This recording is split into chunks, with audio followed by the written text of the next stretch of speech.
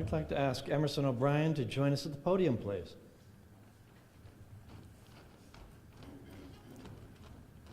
Where is she? Here she comes.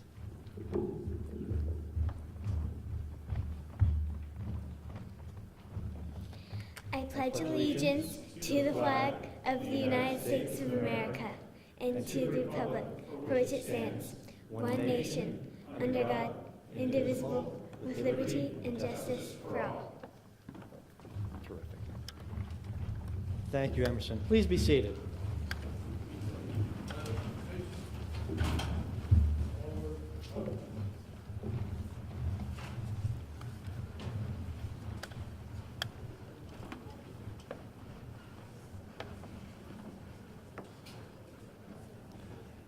Well, I'd like to thank you all for coming out tonight. My name is Barry Connell. I'm council president. And yesterday the mayor asked if I would introduce her to you. But also I'd like to...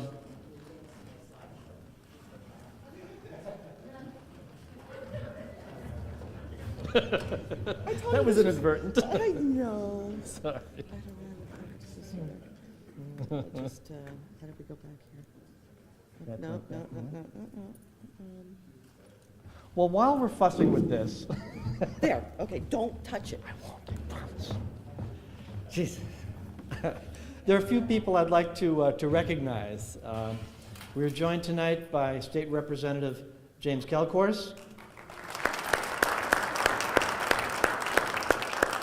and a group of fellow councilors, Sharif Zeid from Ward 2,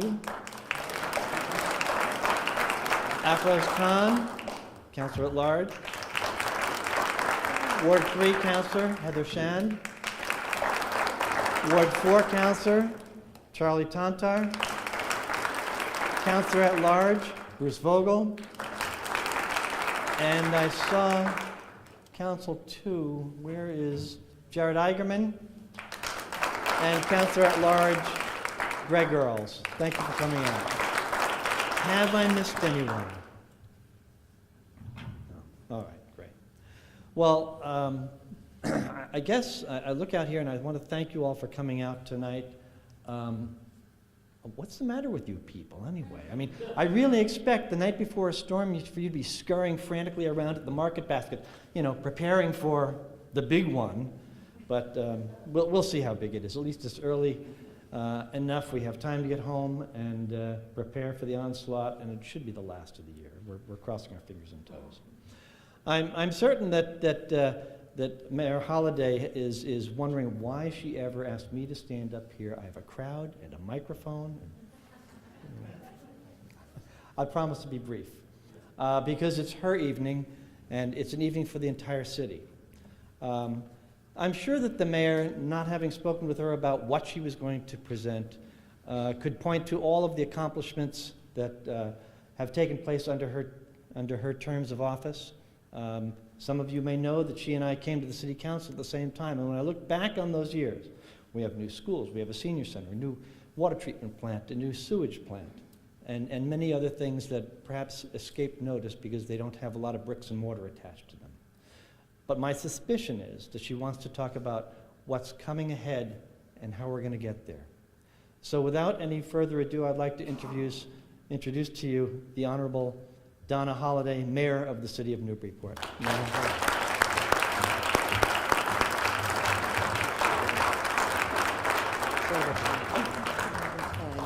Good evening, and thank you so much for being here tonight. I really appreciate it. I was beginning to wonder if we were ever going to get the State of the City in. I think this is the 4th time it's been rescheduled, so a little less formal this year I thought would make a lot more sense. And to really walk us through a year in review is the way I wanted to do this year, as opposed to a formal speech along with the slideshow presentation. But before I start, there's one person in the audience who I would like to take a moment to recognize. And this is a person who has a really, really tough job. He's my husband. So, Joe Holaday. he keeps me grounded, he keeps me, focused on the things that are important to the city, and he really helps take care of making my life so much easier with all the responsibilities I have, and I love him dearly and thank him so much for. Campaign season is especially difficult, as you can imagine, so thanks, Joe, and appreciate you being here.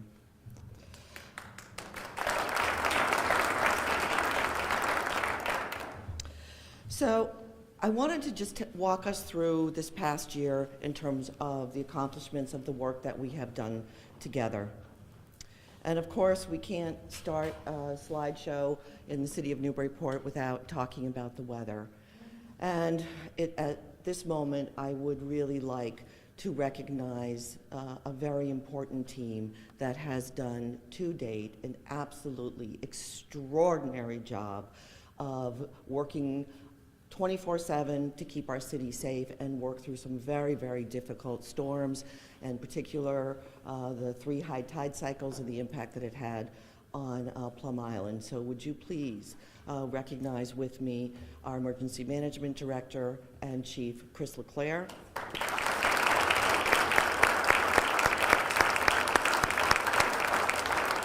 And of course, the dynamic duo of Tony Fernari and Wayne Amaral from DPS.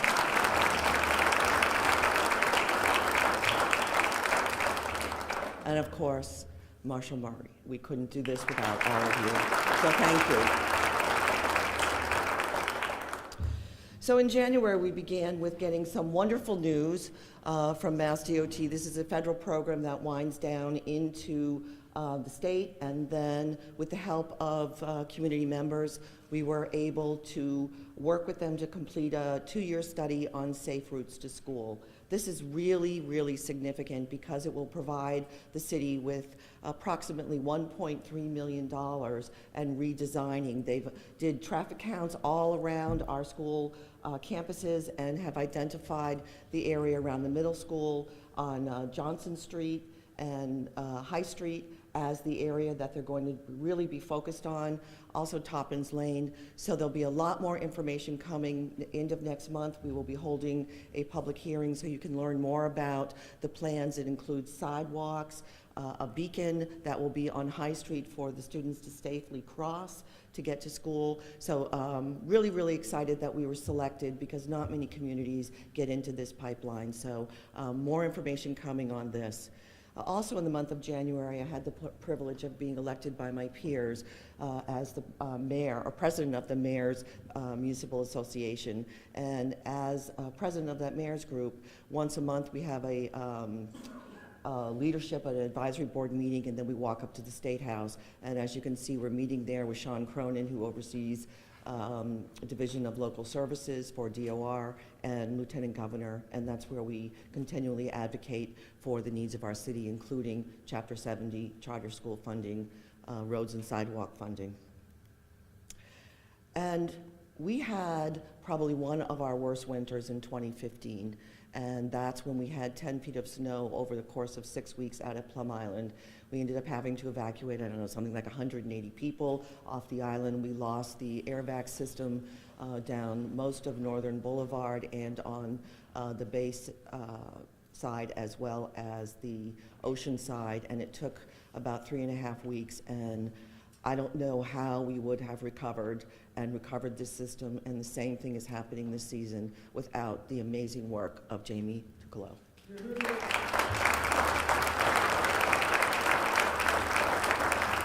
And one of the things that's really important, in addition to managing storms and all of the things that come with storms, is that we have to also keep track of every dime that we spend in order to recoup money from FEMA in the event that there is reimbursement that is, when it's declared a state of emergency. And one of the things we were able to do is to get 75% of a $615,000 project, what allowed us to alarm the, you can see the hubs that were frozen here from 15, that's a picture here that they were frozen solid. That's what they had to, you can see the pickaxes, water, anything they could to try and get the ice out of the valve pits. And then here you can see the alarms that were set up and then the signals that were put out throughout the island. The system was really, really helpful this year, and was, I think 9 hours was the most it went down, so we did very well in terms of managing the system with the help of these FEMA funds. And then we move over to the wastewater treatment facility. As you know, we spent $32 million on major, absolutely essential upgrades to a plant that was in horrible condition. But after that 2 phases of upgrades, we realized that all the odor controls were cut out of the project. And it was getting really, really bad in the south end in terms of odors for those of us who live around there. So one of the things that happened is that a plan was put together, and I'm very grateful for the City Council who supported a $5 million additional bonding so that we could deal with the odor controls at the wastewater treatment facility. We hope to have this whole project completed by probably May, June. Is that about right, Chris? Chris Pratt is our superintendent of the wastewater plant, who's been with us now about 1.5 years. Doing a fabulous job. These bottom parts are where we have a long run that comes from Plum Island into the plant, and it is pretty stinky. So by adding this chemical feed, the ferric chloride at the headworks, we're able to cut down on the odors there, and that situation here is right adjacent to water in Lime Street. So it was really important that we were able to address some of those odors. This is the biofilter. Those of you who have been to the wastewater treatment facility, you would have seen an organic biofilter, which looked like a pile of twigs. And it really was, we found out, drawing less than 40% of the odors, and a biofilter is really what's in, I have a feeling they're going somewhere important, but we'll probably learn about that in tomorrow's Daily News. Anyway, it was really important that we figured out how to deal with odors. So we did a road trip and went out and looked at other biofilters that were in New England and came up with this design by Biorem. And this is what the biofilter looks like. This is under construction. And then the clarifiers were left open, and that was also contributing to the odors. So those came in pieces from Houston, Texas, and the crews put them together, and things are moving forward in a really positive way, and I understand that I'm going to be very happy when I see the accounting for where we are with this project, because it's coming in significantly under budget, and we always like to hear that, so thank you. Appreciate that. And then we hired a new water treatment plant supervisor, Teddy Angelakis, who's right here. And I'd also like to recognize Chris and Teddy, because they had really tough work in terms of power outages and how close our wastewater treatment plant is to the river in terms of the waves that were coming up. We lost power, the generator fritz down at the water plant, but both of these gentlemen in their professional capacity, we never lost a beat at the water plant or the wastewater treatment plant. Thank you, gentlemen. Then we reached substantial completion at the Harbor Master facility, but we had many months of punch list work to do before we were able to actually open it. At the schools in February, Mike Strem Chemicals, he donated, again, he's been incredible to our school system, $50,000 to, we took what was an art room originally in the designs at the New Bresnahan School and decided that what we really needed was a STEM lab, a science, technology, engineering, and math. And it's been a tremendous success as we advance STEM education in the Bresnahan School. So very grateful to Mike Strem once again for stepping up. He also, as I think many of you know, contributed significant funds to the robotics lab at the middle school. So we're very fortunate to have the kind of generous benefactors in our community. Then around this time, Beta Engineering had completed an inventory assessment of all our city sidewalks. City councilors all received those reports and big printouts of what their sidewalks and their wards look like, and we are slowly trying to get through that long list of priority needs in terms of addressing roads and sidewalks. And then March again. What is with March and these storms? So we had our share of storms last March also. Just to give you an estimate of where we are this year, it looks like we're probably going to be somewhere in the $200,000 to $250,000 deficit in our snow and ice budget. Happens a lot. We're prepared for that, so we'll give you a full accounting shortly to the City Council. Then we started, a group of advocates, group of parents came together and started looking at Start School Later. There's a website there. We'd encourage you to take a look at that. The research is pretty clear that high school students need to get up later and attend school later and extend the school day. But what that meant to us as we started looking at that, potentially anywhere from $50,000 to $700,000 additional transportation costs, problems with teacher contracts, IA contracts, staff contracts, sports. So it's not an easy solution that you just say, okay, we're going to start school later. So we've been working on this, and then everything sort of was put on hold because of a change in leadership in the schools, which we'll talk about in a minute. And then, of course, the Link House, we have our annual St. Patty's Day roast, which all of us elected officials just we do this because we have good hearts and we care about Link House and the work that they do in our community and have been doing for decades in terms of helping people with addictions. But it's really tough. They've changed it to Irish Idol, so Rep. Kalkorst and I had to get up and sing this year. And no comments from any of you who were there. Hopefully we raised money for them, which is the point. And then through the work of our sustainability and energy ad hoc group, we're invited fairly regularly to present at conferences in terms of all the work that we're doing in this area. And this was a conference at Endicott College that is run by Mass Sustainable Communities and Campuses, and I've presented twice, and I know Molly has presented at least once there, and it's a way for us to really showcase some of the great work that we've been doing as a green community, our recycling, banning of single-stream, plastic bags, etc. In April, we are required by the charter to present a capital plan to the City Council.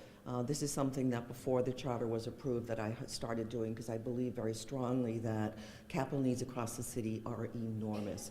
There has been a tremendous amount of deferral in our capital needs, not only in terms of buildings and infrastructure, but also what's below our streets and sidewalks in terms of our old water and sewer pipes, roads and sidewalks, and trucks, equipment, technology. And so we've put together a very comprehensive plan that is updated every year, and then we work with what our reserves are, what our free cash reserves, and identify the highest priority for funding. This year we really had planned to put a lot more money towards roads and sidewalks, which I know is something that a lot of the community is anxious to see happen. We've certainly been making headway because I think most of you know we receive about $517,000 in our Chapter 90 money, which is the money allocated from the state for roads and sidewalks, and $519,000 does not go very far. So we are we've already put an extra $300,000. We use 50% of the money from the meals tax towards sidewalks, and we've identified another $600,000 in priorities. I'm just not sure because of the snow and ice budget and some of the other priorities we're balancing if we can advance that much, but we'll see. Then the Brown School Adaptive Reuse was, we had an RFP that was initially released, and ultimately we rejected all the proposals.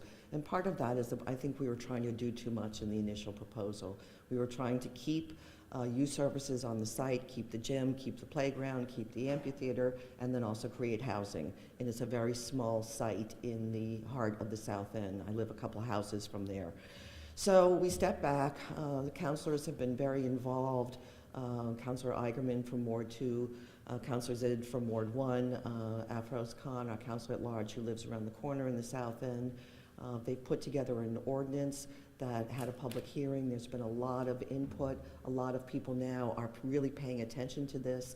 So I'm asking all of you to keep your eyes and ears open, not in the business park, but if you happen to see a building that you think could be appropriate for the relocation of youth services, let us know. Andy Egmont and I are knocking on just about any door we can to see if we can find a new permanent home, because most of you know that Andy's been with us now 12 years, 13?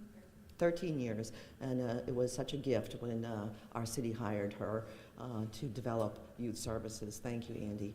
And she was located in a small office around the corner, shared with Veteran Services, remember, and youth services be running around up here in the afternoons and some work at the middle school.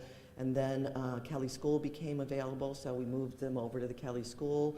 They, again, her whole crew came together, renovated that so they could have 4 rooms for their programming, and then water infiltration began. That was very, very serious, and we knew in this old 1870 building, if we tried to embark on renovating that building, we would be in the money pit. So we made the decision that it made a lot more sense to sell that building, and we were right, because when Diamond Sikori got in there to start renovating that building, they found out there was no structural supports in the building, which was why all the water infiltration was coming in. So if you go by and say, what is going on with the Kelly School? It's been under construction for forever. It's been much, much more complicated. They're just starting to frame inside, and Andy Port and I will get over there and take a look soon. But I mean, take a look at all these photos of the work that Andy does in her program. I mean, talk about happy kids. She does a tremendous amount of work in terms of tomorrow night is the Assets Award. She brought the Assets model to our community, which is based on 40 assets. These are positive qualities, internal, external, that our children are supposed to have to be really healthy and, you know, well connected to their communities, and has been doing a tremendous amount of training with all other nonprofits in our schools in terms of the asset model. And so they give awards to people who have been champions of this model. Tomorrow night, invite you all to be here, and don't worry about a couple inches of snow. And then I have to highlight our Council on Aging, and since the day the Senior Community Center opened, it's been a tremendous asset to our community. Roseanne Robillard and her executive aide, Janet, are here. They've done a great job in terms of offering programs from early morning till 4 o'clock and opening it up at nights for other people to use the facility, and I can't tell you how popular it's been.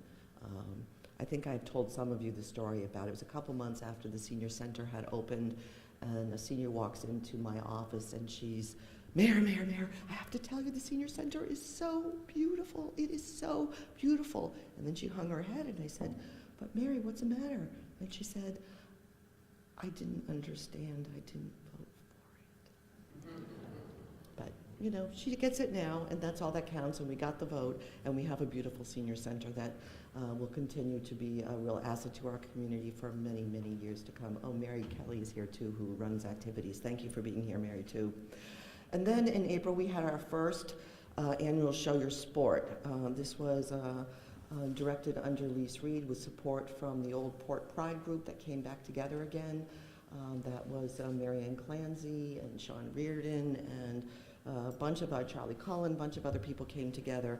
We were given a $25,000 challenge, well, it was a challenge grant, and we were able to match it with $25,220, which helped us complete the Richie Eaton baseball field. But we also wanted to use this evening as an opportunity to recognize really key coaches who have had a tremendous impact on our youth and our community. And the coaches that we recognized last year were Tim Foley, track coach, Ed Gaudiano, obviously football, and Don Hedinger were honored. He's also a track coach. So mark your calendars for April 4th. It's the second annual Show Your Sport, and we have more upgrades to do to complete the track field. We have been able to put in the broke back track, but we need seating and lighting and irrigation. So we have a lot more work to do in terms of finishing up our field projects. So Show Your Sport. And then we hired Jennifer Blanchett. There were some people from the preservation groups and Councilor Eigerman who really felt that we were missing a gap between the communication between the building office, the zoning board, and the planning board in terms of some of the challenges that we're facing in terms of historic homes. We all know about the 1690 house and what happened there. So Jennifer came on board as part-time.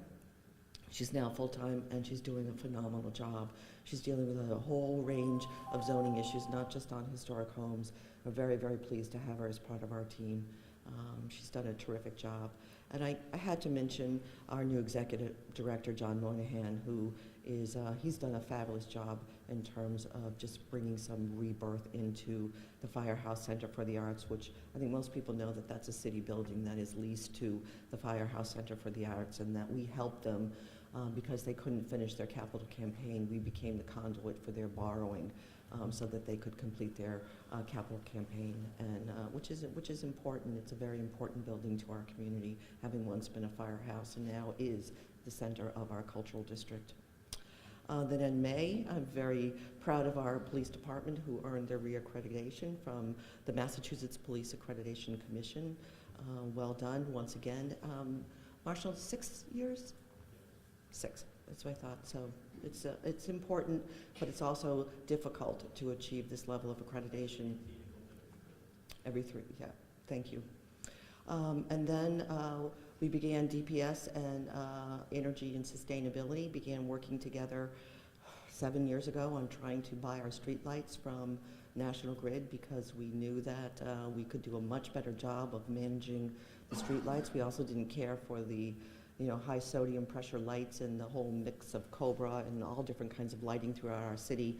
But it was a very, very, very long, difficult process, and I congratulate Molly Edinburgh and DPS who just stuck with this, and despite all of the obstacles, we were able to finally turn out all of the streetlights in the city with a grant from the Green Communities, which we became in 2010. We're using the lead lights by Cree. Oh, shoot. Hold on a second. I'm not. It was my own fault. But you can see the Cree light there. They're coming to actually do a sort of an overview of the city's project as a video. I don't know if it's a marketing tool, but they just wanted to be able to talk about Newburyport's story in terms of making this happen, and that other communities can follow suit. But we really would have had difficulty advancing this if it wasn't for the Green Communities grant of $250,000 and the Metropolitan Area Planning Commission of $121,000. And really pleased that this has happened. We had a couple issues initially with some of the lighting fixtures, but some of the lights were turning crazy shades of pink and red, but we figured that out, and we anticipate being able to save. We've already saved $68,000, and on going forward on an annual basis, anticipate saving about $75,000 as a result of this changeover. Also, would like to thank the City Council, who worked with us once we had finished the $5.5 million settlement with the Attorney General's office and the contractor who used a lot of wrong materials out on the water and sewer project. It became very clear to us that we absolutely had to change out the hydrants and ensure that we had the appropriate metals, high-grade stainless, that the metals were wrapped, coated, and so we are about 40% complete. Diane, where are you? I saw you come in. Diane, she's our assistant city engineer, Diane Gagnon. How far are we completed? I'm sorry? 60%. We have about 147 hydrants that need to be completed out there. So that process is happening, and then we have some more work to do on the directional drill area, which is right when you come over the bridge at Plum Island. We have some work to do in that area also. And then the Graff Road Lift Station. These are great shots. Thank you, Jamie. This is the wet well is on the bottom here. We had a potentially very, very serious situation that occurred in our existing wet well several years ago. And I got a chance to really see what a wet well looks like and how it's supposed to function. And we could have lost a staff during the existing wet well that we have. It's so antiquated and dangerous. So it was really important, not only for the safety of our staff, but also for the 40R district that the City Council passed, our smart growth district, and any expansion that is going to occur.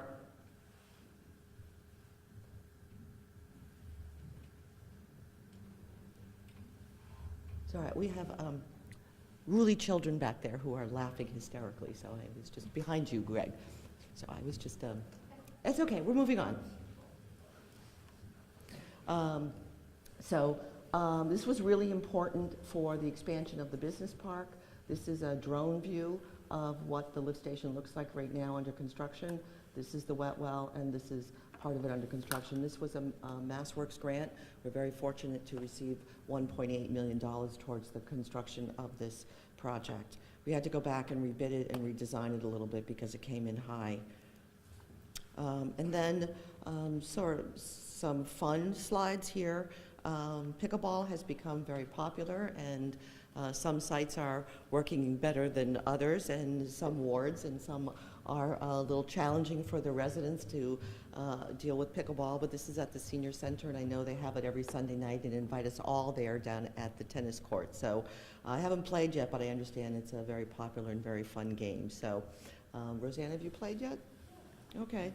And then we had been trying to, we built the senior center with expansion space purposely because we knew at some point down the road we would have to expand the senior center, and we were looking for a renter for quite some time, and then PortMedia stepped up and they moved there next to the senior center on High Street, and they have the Greater Newburyport Community Media Hub. And thank you for being here today, PortMedia and filming.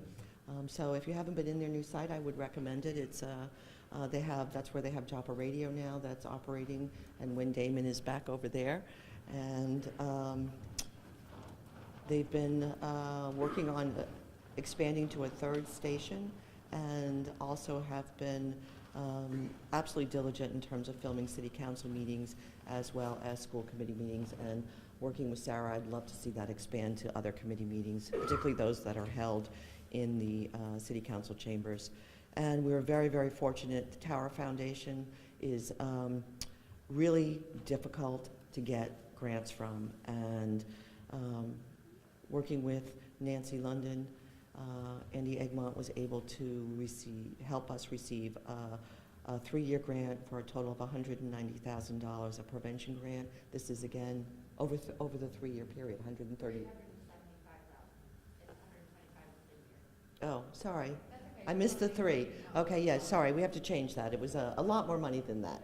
$370,000, $133,000 a year. Sorry, I typed that wrong. And then this was awarded in April, and then we hired Tina Lose as the prevention coordinator, who's doing a fabulous job, and she's regionalizing all of our efforts in terms of the asset model in other areas.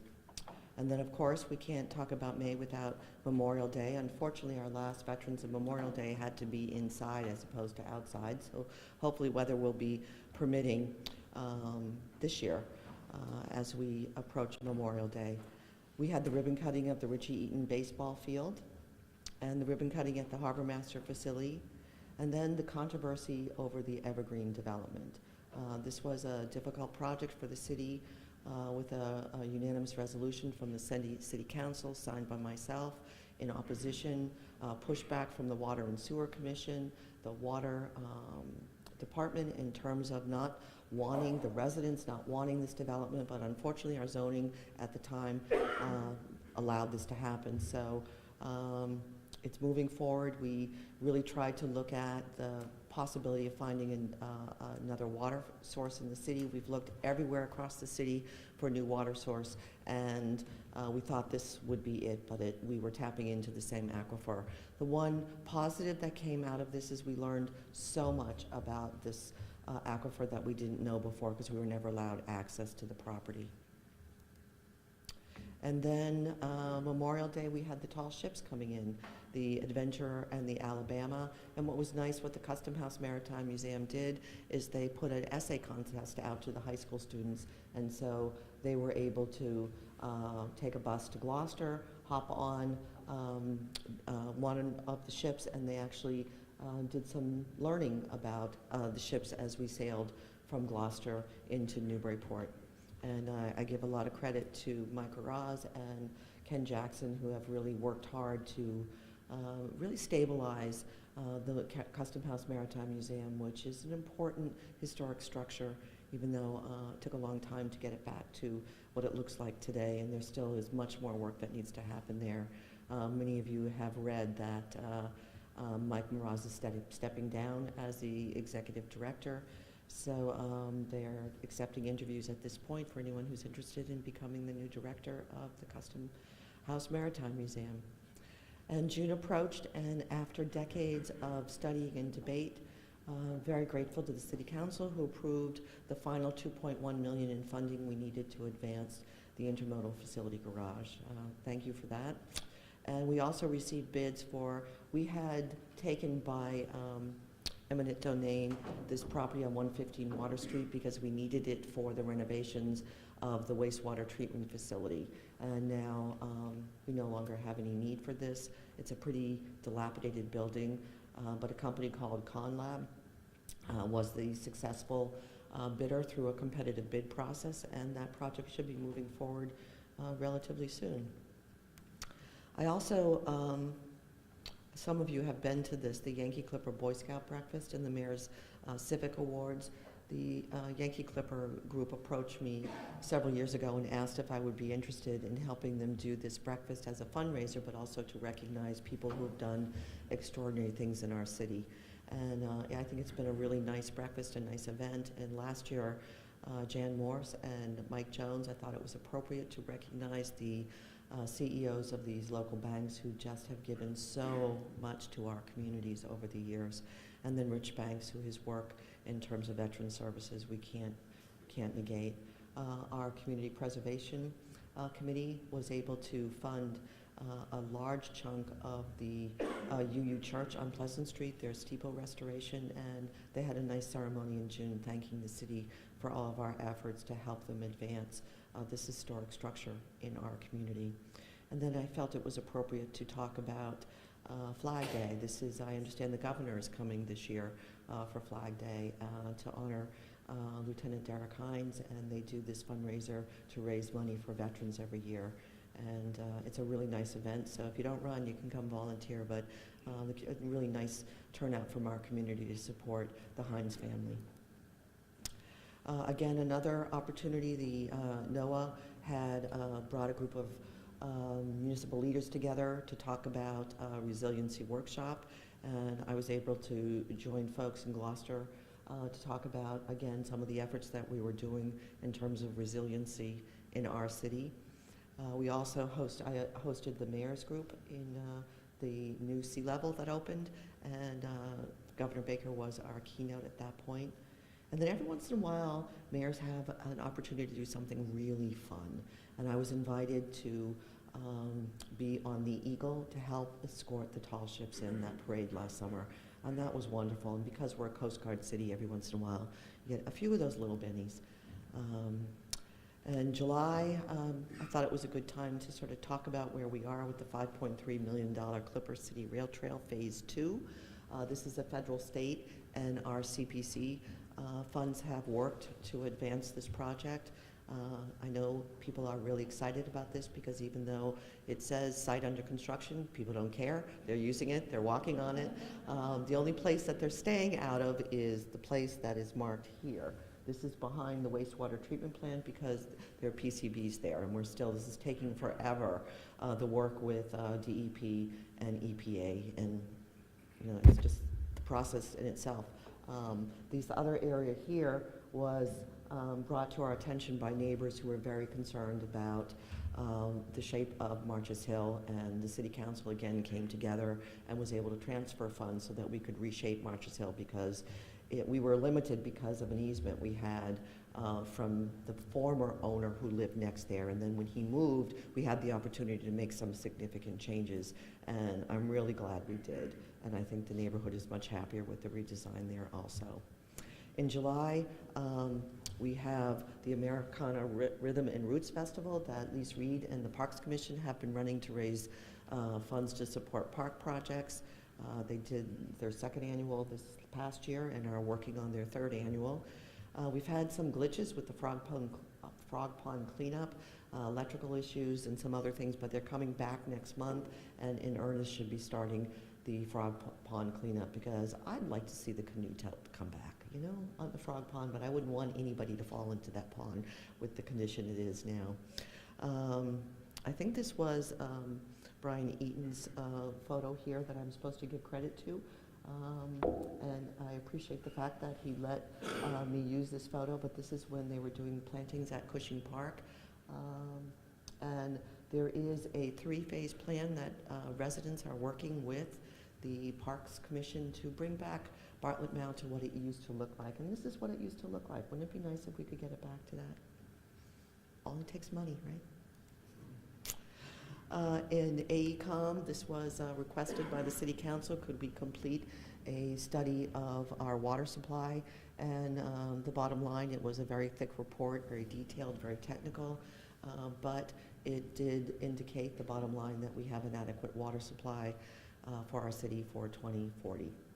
And then, of course, we got our chance to see our first look at Waterfront West. This is New England Development's project that runs from the Black Cow to Michael's Harborside, and this was their first conceptual plan with they're looking at all the condos, a little bit of mixed use that's there, but their primary consultant that we have been working with planner Scott Kelly has left the company, and it's just been silent.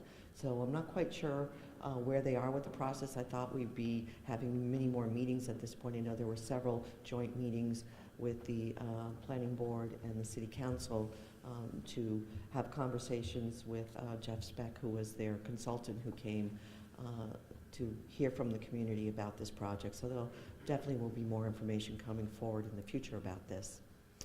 And in September, through a coastal zone management grant, this was really important. We had to create designated pathways out on Plum Island because the dunes were being destroyed. In fact, the primary dune between the boardwalk and the South Jetty is gone. And that's why you've heard about all the splash over that's happened over these last storms onto Reservation Terrace, because there's no dune there anymore. So, and if you think about where Reservation Terrace is and where the water used to be, you would think, well, but now it runs down. So we're trying to work with the state, with the help of our legislative delegation, trying to move sand from the Churros boat where they are, their docks. We've got permission to begin surveying it, and hopefully in the next couple of weeks we'll be moving, hopefully about 5,000 cubic yards of sand with the help of DPS to add a new berm along Reservation Terrace. We've worked on high priority drainage projects, Tilton Street. We're designing Malcolm Hoyt to raise that road and deal with drainage there. Coombs Street, Phillips Drive. This is Market Square, which we had tremendous problems with drainage problems going into the adjacent buildings there, the realtors. These are old buildings, historic buildings that were really getting inundated with water. So our engineering department came up with a very clever design here. Remember, this was just all stones. So this is a really nice walkway. Unfortunately, it probably belonged to the NRA, and they're not too happy that we did this. So we have some negotiations, shall we say, to do in terms of what's going to happen with that way. But I think it's been a big improvement to what was there before, and is certainly helping the businesses in those historic structures. Then we had a wonderful opportunity where we recognized Jonathan Woodman and Jack Bradshaw for their roles in preserving downtown. There's a plaque on Jonathan's building in Street, and then in the island across the street from Market Square is a plaque that was dedicated to Jack Bradshaw. And we really do owe them a lot for stepping up and buying the first buildings to prevent the demolition of downtown. Exchange Club has their annual Field of Honor. It's a very moving ceremony. They pick a different theme every year, whether it's Vietnam, first responders, 9/11, etc. But it is a very moving ceremony. It gives us a chance to honor veterans again. We have changes in key leadership happening within our school district. Superintendent Vaccaro has been with us 5 years, and she's retiring, as well as the principal of the high school, Michael Parent. We've hired Andrew Wolf. He comes from Salem, and the school committee met him 2 weeks ago at our last meeting, and we completed final interviews last night, and we have entered into contract negotiations with Sean Gallagher, who is the candidate that we're working with to hopefully bring in as our new superintendent. And I also have to recognize Lois does a lot of things, as you know, Lois Honegger, those of you who work in the city. She also manages some of the signage issues downtown, our cultural issues, and advances our cultural work. But she also started this program at City Hall where staff can wear jeans on Friday, but you have to pay $3 to do so. And as a result of that, we're generating good funds. And so once we collect a good pool of money, Lois works with staff and determines where we're going to donate the money. And we donated it to Run for Home Base, which is a Red Sox, part of the Red Sox Foundation, and they work strictly with vets, and it's for health care out of Mass General Hospital, and we were able to donate $1,000. So keep wearing those jeans on Friday, everybody. Affordable housing is an issue that many of you have heard me talk about. We have an affordable housing trust. Our Community Preservation Committee is obligated to give money, to allocate funding towards affordable housing. Housing in our city is getting in demand, and prices are going up. I think our average single-family home now is around $560,000 now, which it makes it difficult for seniors. It makes it difficult for, I think, some of our kids who want to come back to their hometown. So our Housing Trust worked with the Merrimack Valley Planning Commission to update our production plan, which was done about 4 years ago. And we will have the Mass Housing Partnership and the governor's new Housing Choice Initiative coming to the city next week to talk with us about how this plan could potentially help us and maybe the Brown School. Sean Reardon, we had a vacant seat on the school committee, and so that means that the school committee and city council has to come together and vote on who they want to fill that particular seat, and it was a unanimous selection of Sean Reardon. The Gillis Bridge repairs, we've all met with Mass DOT, and gee, guess when the gears in this bridge were put in? 1960s. Guess why the bridge is breaking down? Guess why it's staying up for 4 hours? So we'd met with Mass DOT, and they had begun in, I think it was December, to begin working on the bridge repairs, and we're hoping that the bridge will not get stuck up for 4, 5, 6 hours during the summer. It makes it really challenging for public safety, for our ambulance, fire in the event when the bridge goes up. So we hopefully will have an update on that soon. October, we were really, really pleased to see the final study that went on for several years. This was funded through, they call it the Sandy Grant. This was money left over from the Hurricane Sandy. It was the Great Marsh Regional Coastal Adaptation Plan. 6 Essex County communities were studied in depth. I mean, this is about a 222-page study, with Newburyport having a very detailed section. It was completed by the National U.S. Fish and Wildlife Foundation, and it identifies vulnerabilities in our city. We've had several. This is something that Molly has done really great work with in terms of bringing different groups into our community to evaluate our vulnerabilities. However, we haven't really gotten to that next step, which is the action plan. And I think this last series of storms has convinced us that we really do need to have an action plan. We have areas of grave concern. Plum Island will always be of concern. There's no question about that. But our wastewater treatment facility and where it's located, the National Grid substation, the Artichoke Dam in terms of backwash from the river, our water plant. We have an infrastructure that we've invested a tremendous amount of funds in that we have got to look towards the future in terms of taking care of. So I'm pleased to report that we have another grant on top of this called the Municipal Vulnerabilities Grant Program, which will help us identify action steps. That process has started, and on April 7th, we have select people from across the community that are invited for a full-day workshop at the Senior Center that will begin to help us move in this direction to identify action steps to take care of these important structures in our city. The end of October, we also had the opportunity, the Veterans Plaza, which was not finished at the time we dedicated the World War Memorial Stadium and the Jim Stalin Field. It wasn't ready at that time, so we did a special dedication at the end of October for veterans and rededicated that plaza. And it is beautiful. It has flags that represent every service of every division of the armed services. We keep trying to have this Hale Street ad hoc group to talk about getting kids from the Turkey Hill area down Hale Street to our schools in a much safer manner. Unfortunately, every time we've scheduled this meeting, there's been a storm. So we're trying to reschedule our 4th attempt at this ad hoc group, and we're not going to stop. John Eric White, our city engineer, has been, raise your hand, I haven't introduced you yet, has been working hard to look at, with Wayne, to look at how we can possibly do some quick and then longer term fixes to make this area safer. And then we hit November, Veterans Day. Again, we had to have our service inside. Grateful to our police, again, are always there for us as honor guards. And I'd also like to recognize Larry Sostak, who is a U.S. Marine Corps vet. He cleaned himself all of those veterans' graves. They look beautiful down there. So very grateful, and hopefully we'll be able to go see it this year on Memorial Day, and we won't have to be inside because of weather.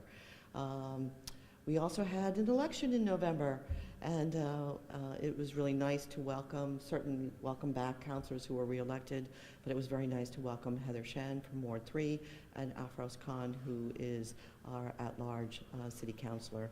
And I also am very grateful to the voters of Newburyport for electing me for another 4-year term.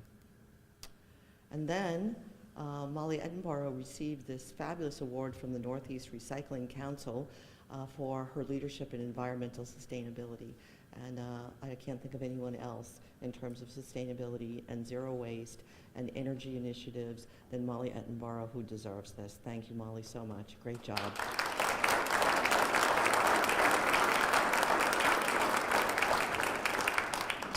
And our Lions Club, Rotary, Salvation Army, Energix Hospital, and many, many volunteers. Again, this is what our senior center is being used for. Hosted a fabulous Thanksgiving dinner at our senior center. As we moved into December, our new Secretary of Labor and Workforce Development, Rosalina Costa, has really strong ties to our area. She had been living in Amesbury. She has a condo here in Newburyport, but because of the work of a secretary, she's moved closer to Boston. But we'll sometime, when she finishes her stint as secretary, we'll come back up here. She presented at a chamber breakfast and is really interested in sort of piloting some workforce initiatives and working with the chamber on trying to advance some of those. And after many years of work on our master plan, thank you, Andy Port and Kate Newell-Smith. This was a long, challenging process because we really wanted to do most of it in-house and not spend $200,000, $300,000 on consultants coming in to do this. And we had tremendous community support, and the City Council approved the master plan in December, and thank you for that. And of course, the demolition began at the corner of Merrimack and Titcomb Street for our garage project, intermodal facility that will be moving forward. And we also lost Jory Vining, who had been with us for 17 years, and we were all sort of panicking about the phase 2 of the rail trail, but Greg Jones has joined us, and he stepped up and is, hasn't missed a beat and has really picked up very well in terms of the rail trail project. I'm pleased about that. We are hearing that they will be starting on the shared use path. This is what it will look like. Will be on running from Newburyport Park and Ride. You'll also be able to access it from Ferry Road over to Amesbury, and that will connect the Newburyport, Amesbury, and Salisbury rail trails.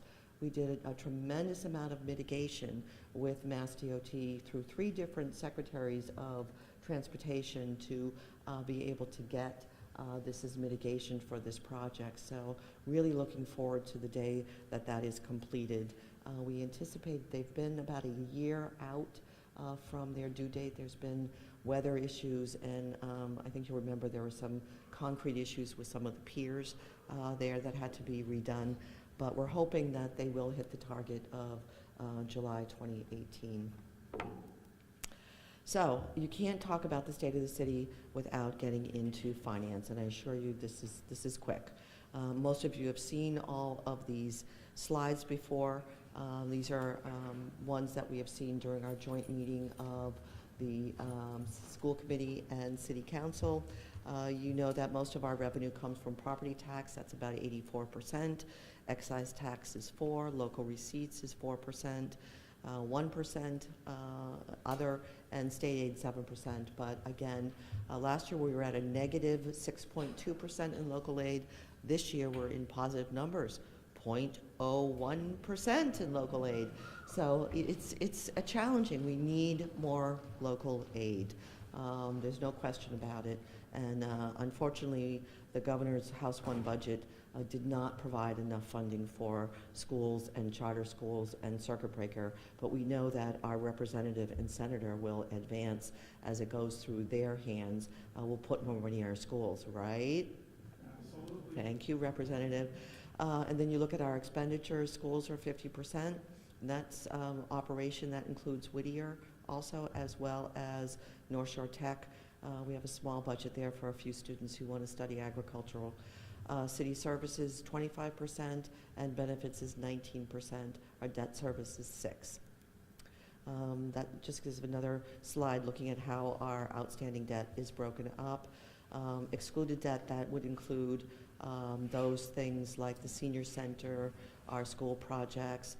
The water and sewer debt is on our enterprise account, so that's why you've seen increases in water sewer bills, but trust me, we had no choice. Those plants had to be updated. And the Harbor Master Facility, a good chunk of that is through grant funds, but that comes from voter fees. It's not on taxes, on your tax bill.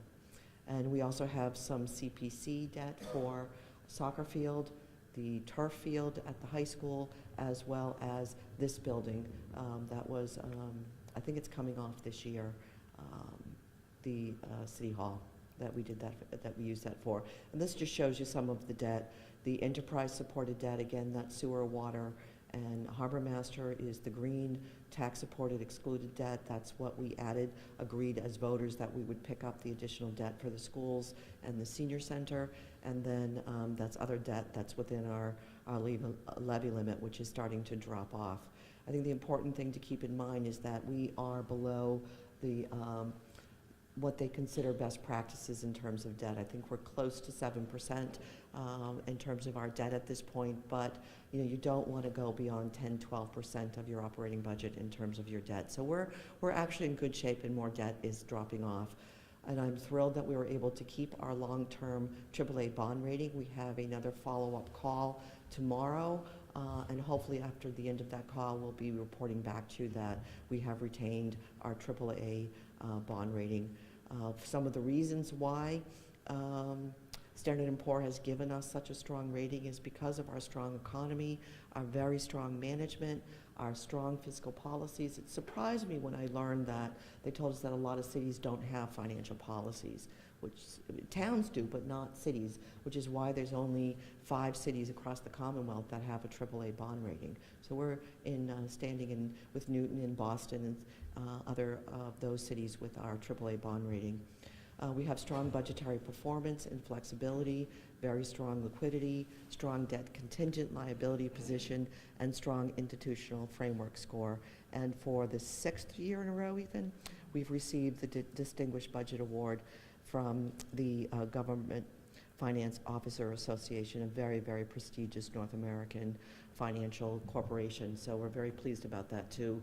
And at this point, I would like to recognize Ethan Manning, who has done an amazing job managing the city's finances.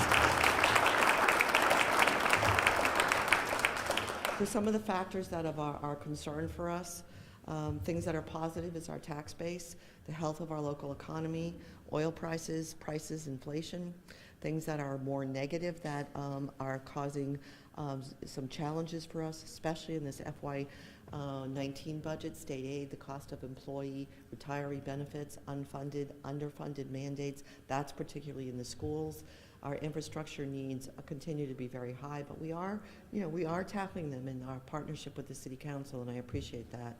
Solid waste, I think some of you have heard me say that we put those out to bid, and those contracts came back at a 36% increase, 38%, 36% increase. So we're working with contractors to try and get that down. We've got it probably cut 50%.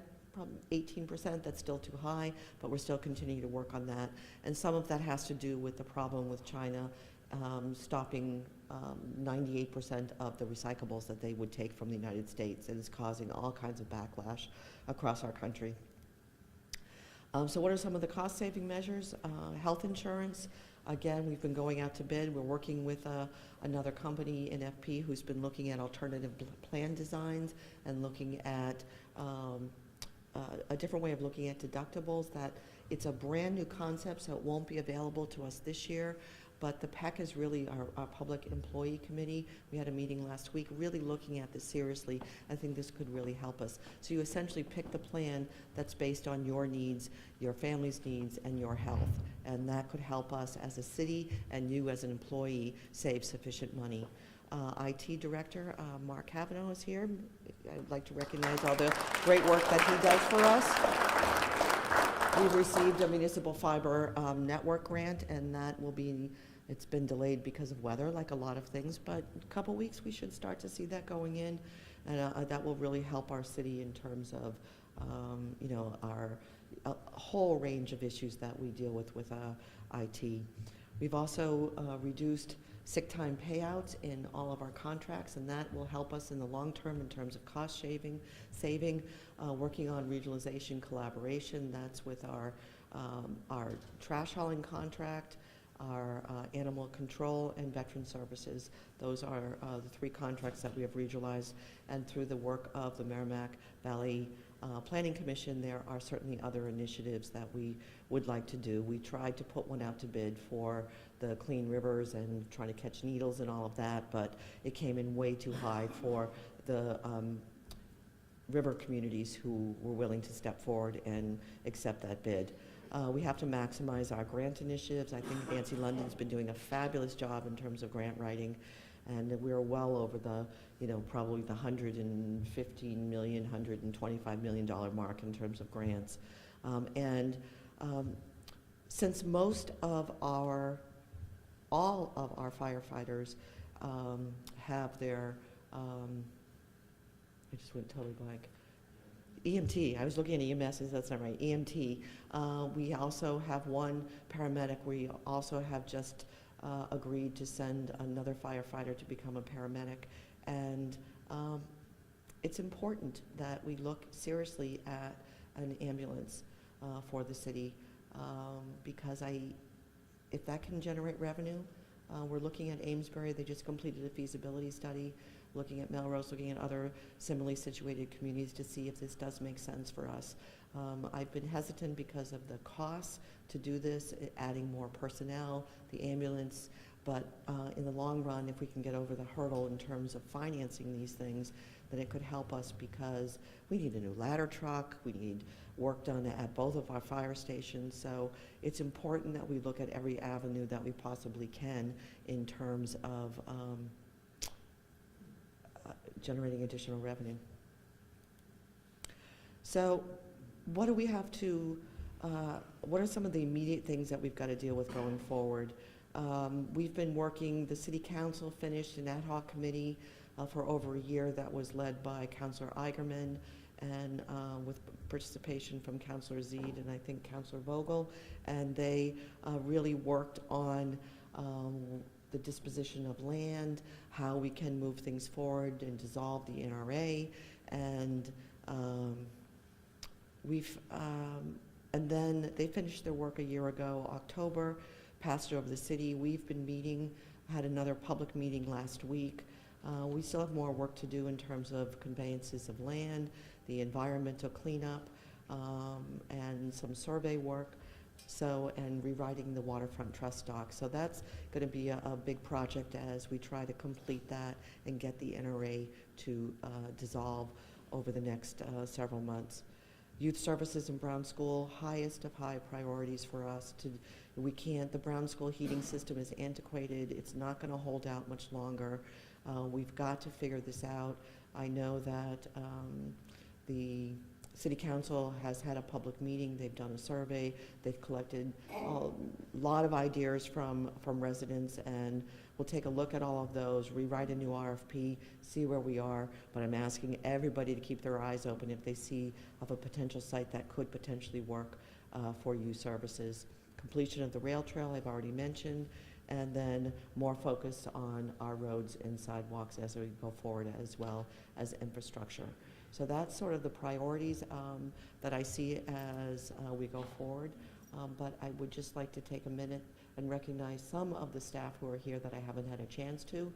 Paul O'Brien, my Chief of Staff, who joined my administration in May. Thank you, Paul.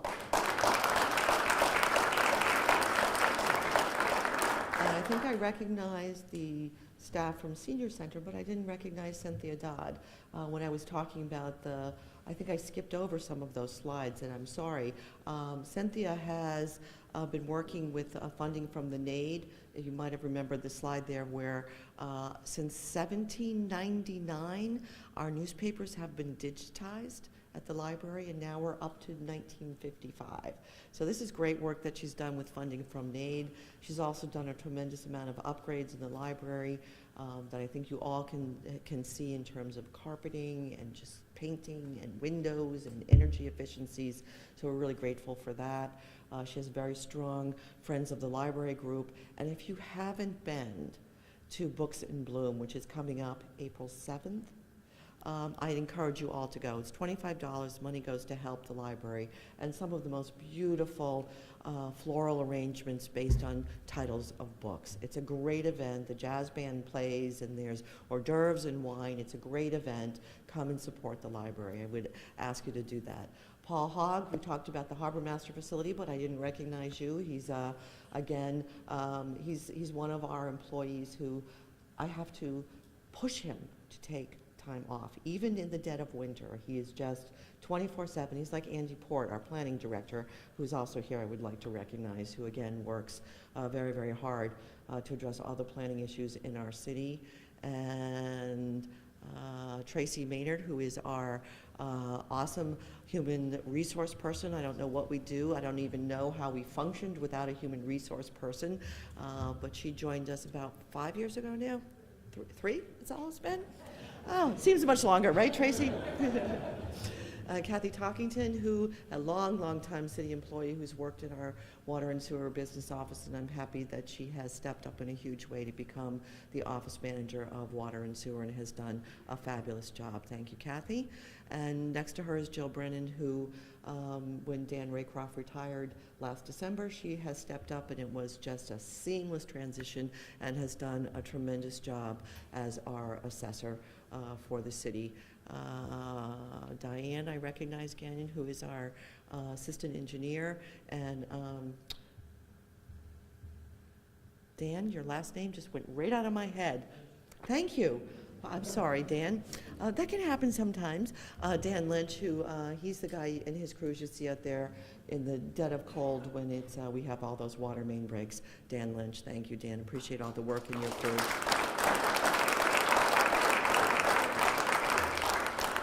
And we have some firefighters back there. Thank you, guys. I thought you were running out to a fire. Thank you, Lieutenant. I appreciate you guys being here, and some of our custodial staff. And did I miss anybody? No, I don't. I think not. So I appreciate your time, and I hope you enjoyed our just sort of little less formal State of the City this year, and I appreciate you all being here. Thank you very much.